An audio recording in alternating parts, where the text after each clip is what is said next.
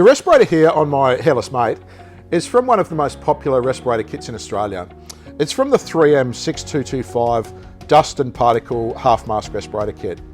Now that kit would be used by people exposed to fine particles. So work such as sanding, sawing and cutting timber, grinding, cutting and welding metal, working with fiberglass, working with powder coating activities, and working with masonry, maybe cutting or drilling concrete or breaking rock. Now, we're often asked what's actually in the kit, so we're going to open it up and have a look at the contents. The kit is supplied in a robust storage box. I'll take the lid off.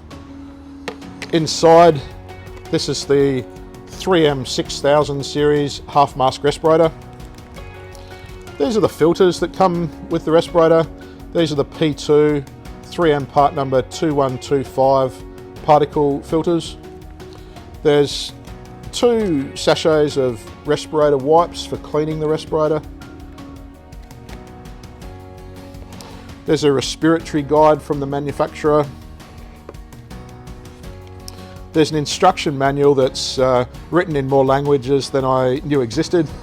The Australian English gear is in the first 5 pages. This is a list of spare parts for the product and alternative filters. And there's a bag.